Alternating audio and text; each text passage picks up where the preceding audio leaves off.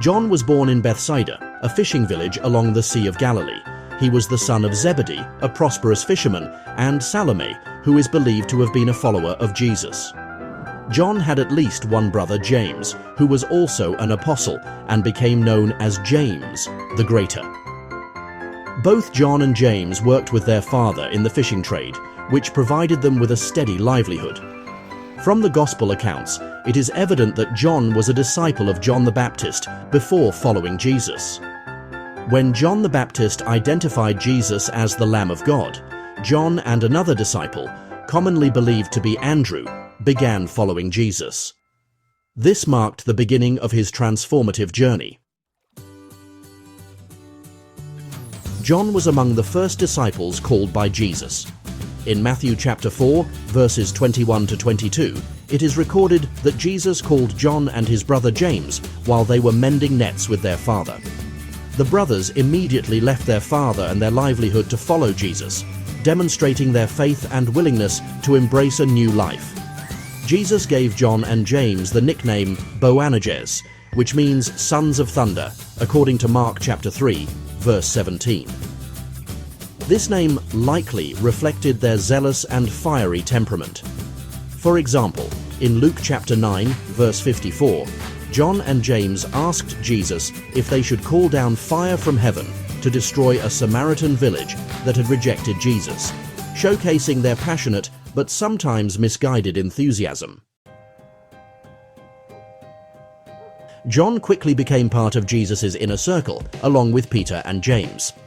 These three apostles were privileged to witness some of the most significant events in Jesus' ministry. For instance, the Transfiguration. John, James, and Peter witnessed Jesus' divine glory on the Mount of Transfiguration, as recorded in Matthew chapter 17, verses 1 to 9. Also, John was present when Jesus raised Jairus' daughter from the dead, as mentioned in Mark chapter 5, verses 37 to 43. Furthermore, John accompanied Jesus during his agonizing prayer in the Garden of Gethsemane, though he and the others fell asleep, as noted in Matthew chapter 26, verses 36 to 46. John's closeness to Jesus is particularly evident in the Gospel of John, where he is referred to as the disciple whom Jesus loved. This unique title underscores the deep, personal bond he shared with Jesus. John was the only one of the 12 apostles who remained near Jesus during his crucifixion. While others fled in fear, John stood at the foot of the cross alongside Mary, the mother of Jesus, and a few other women. In a poignant moment recorded in John chapter 19, verses 26 to 27, Jesus entrusted the care of his mother to John, saying, "Woman, here is your son, and to John, here is your mother." This act symbolized not only Jesus' trust in John, but also the beginning of a spiritual family founded on faith. After Jesus' resurrection, John played a prominent role in the establishment and growth of the early Christian church. Along with Peter, he became a key leader among the apostles. They preached boldly in Jerusalem, performed miracles, and endured persecution for their faith. One notable example is found in Acts chapter 3, where John and Peter healed a lame man at the temple gate called Beautiful. This miracle led to an opportunity to preach the gospel, resulting in the conversion of many. However, their actions also drew the ire of the Jewish authorities, and they were arrested and threatened, as described in Acts chapter 4, verses 1 through 22. Despite these challenges, John remained steadfast in his mission. He was known for his unwavering commitment to the message of love and the divinity of Christ, themes that would later define his writings. Later in his life, John faced significant persecution under Roman rule. Tradition holds that Emperor Domitian ordered John to be boiled in oil, but he miraculously survived. Unable to kill him, the emperor banished John to the island of Patmos, a rocky and desolate place in the Aegean Sea. It was during his exile on Patmos that John received the visions recorded in the Book of Revelation. This apocalyptic work is a profound and symbolic account of the ultimate triumph of Christ over evil, offering hope and encouragement to persecuted Christians. Revelation not only reveals John's spiritual depth, but also his ability to articulate divine truths in a time of great suffering. After Domitian's death in AD 96, John was allowed to return to Ephesus, where he spent his remaining years. In Ephesus, he served as an elder and spiritual leader, guiding the Christian community and combating heresies such as Gnosticism, which denied the incarnation of Christ. John's letters, 1 John, 2 John, and 3 John, reflect his pastoral heart and emphasize themes of love, truth, and fellowship. In these writings, he urged believers to walk in the light, love one another, and hold firmly to the truth of the gospel.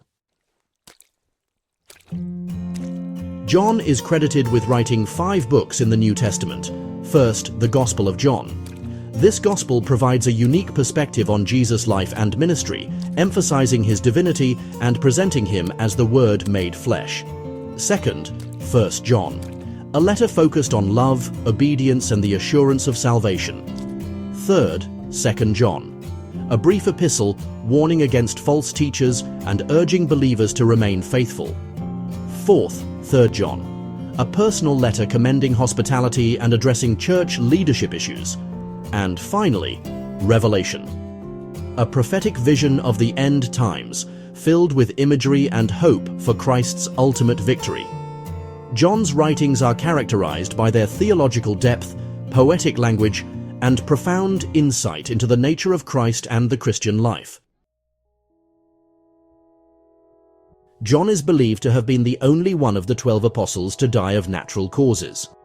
While the other apostles were martyred for their faith, John lived to an old age, continuing to teach and minister until his death.